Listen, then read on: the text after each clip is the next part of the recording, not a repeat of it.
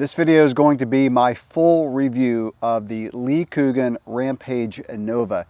I would say this is probably the most unique bike that I've ever reviewed, and it surprised me in a very positive way. I honestly just didn't know what to expect. Up until this point, I have never even ridden a softail, and for all intents and purposes, this is a softail. So whether or not you're interested in this exact bike, or you've just been curious of what a softail mountain bike is like, then stick around because there's a lot to talk about with this bike.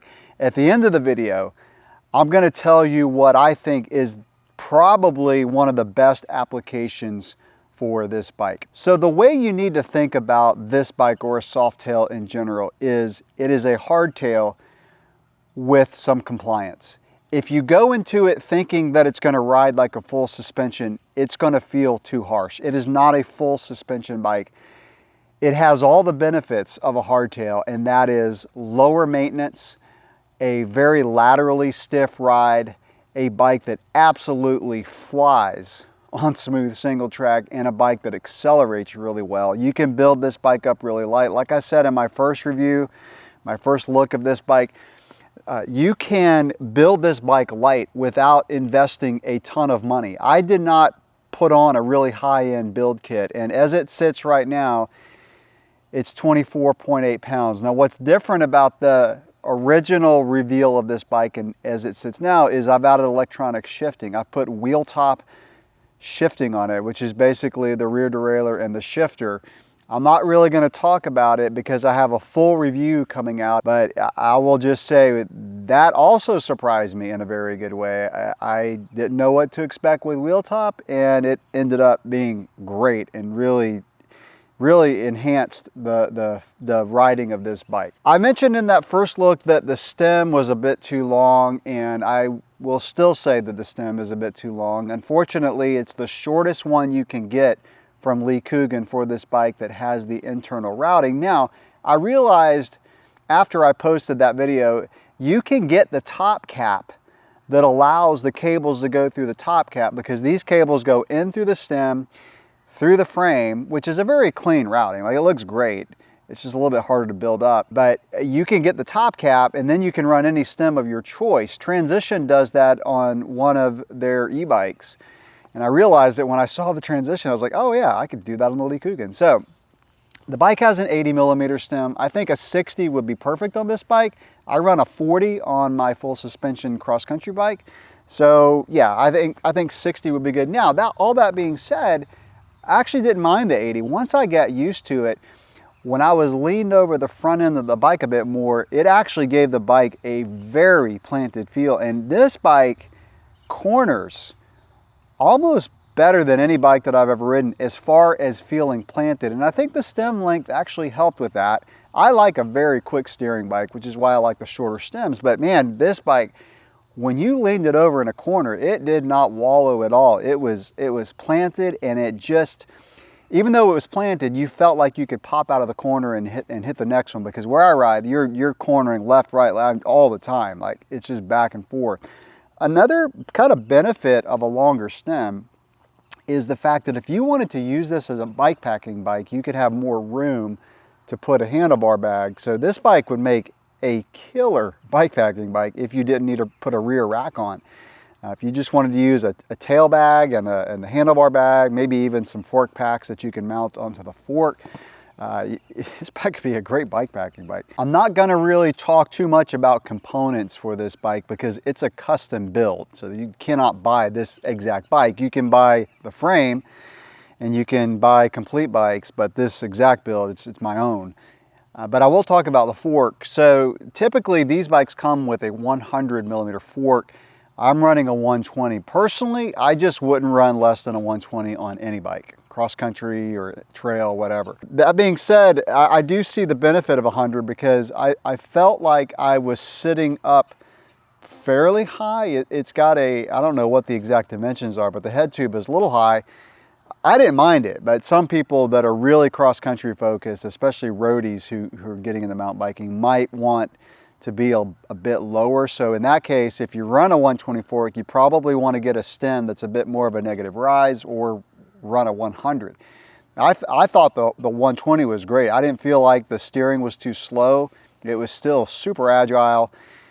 Put a 100 fork on it and it's going to be even more snappy. I like the longer travel because, you know, it's got only 30 millimeters of travel in the rear, so a lot of times you find yourself leaning over a little bit more to go over the bumps, which is another reason why the 80 millimeter stem is okay, because it puts your weight more over that 120 fork versus on the rear where you've only got 30 millimeters of suspension.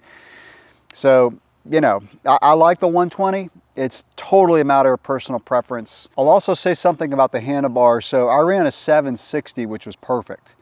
780 would work. It'd be a little bit too wide. 740 is too narrow for me. So the 760 was like the Goldilocks width for this bike. So I just want to throw that out there. Climbing, probably the best climbing bike that I've ever ridden, and that would be for any softail, because you get that compliance to absorb stuff when you're going up a hill. Now, unless it's like super techie climb where you need more travel, it was great. And a lot of times when you have a lot of suspension on climbing, you can hit your pedals on things.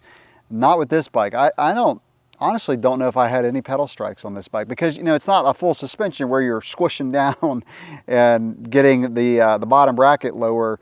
The bottom bracket stays pretty high, and so I had no pedal strikes as far as I can remember, and the climbing was excellent. So again, you've got just enough cushion to absorb stuff to keep the rear wheel glued to the ground when you're climbing, but the bike is light and the frame is snappy, and like a hardtail, when you pedal, the thing will go. So let's talk about the most important thing, and that is how this suspension feels when you're riding and the application that it's made for. So the bike absorbs all that little chatter, those little tiny divots and the 1-inch roots that are prevalent on so many trails. It just soaks it up. Now, when the root gets bigger, or the rock or whatever you're hitting, you know, more than 1 inch, then you're in those situations where you need to unweight the saddle a little bit like you would a hardtail. But unlike a hardtail, you can stay in the saddle over so much more. Smooth single track. The bike is super fast. It flies. As I mentioned earlier, the cornering, the flowy stuff, man, this bike is awesome. It's just when it gets more techie and rooty, that's when you hit the limits of this bike. You can do it, it's just not going to be, to me, it's not going to be as fast as a full suspension bike over really rooty and rocky stuff. But man, when the trail is smooth, there's no better bike, as you know, like a softail like this. So personally, I have never really owned a pure hardtail. I rode hardtails for years, but I always had a suspension seat post. My first mountain bike, when I got really into mountain biking, was a Specialized hardtail. I rode it for maybe a few weeks before I got a suspension seat post, and always had a suspension seat post. So this bike has the advantage of having that compliance, but unlike a suspension seat post, when you get out of the saddle, you still have suspension in the rear. They're only 30 millimeters, but it does work. Now let's talk about an application for this bike that I think it would be perfect, and that is if you built it up as a gravel bike or a monster cross bike. So monster cross bike is pretty much a gravel bike, just with bigger tires and usually a suspension fork. So whether you run a rigid fork or a suspension fork, this bike would make a killer gravel bike, especially if you ride gravel roads where a standard gravel bike is just a little bit too harsh, or you're doing really long gravel rides and even a traditional gravel bike over normal gravel roads would just get to you after, you know, a long gravel ride. Just to have that little bit of suspension without really the sacrifice of having a squishy bike. This is not a squishy bike. It's a bike that just absorbs all that little chatter. So I don't know, I just think that would be a really cool application. You know, put drop bars on this bike, maybe a little bit narrower tires, and you could have a killer gravel rig. So yeah, that's gonna wrap it up for this review of, like I said earlier, one of the most unique bikes that I've reviewed, and it did not disappoint for the application that it's made for, and that is smoother single track, or in my mind, a really cool gravel bike. So If you have any questions or comments, drop those below. And as always, I like to hear back from you if you've ridden a bike like this, Softails, or this exact bike, the Rampage Innova. Let me know. I'm curious to hear your thoughts on it. All right. If you haven't subscribed to the channel, I don't say this very often, but do that, please. It really helps out the algorithms and all that stuff. And of course, give the thumbs up to the video if you liked it, if this content was helpful. That also helps me out. Catch you in the next one. Thanks for watching.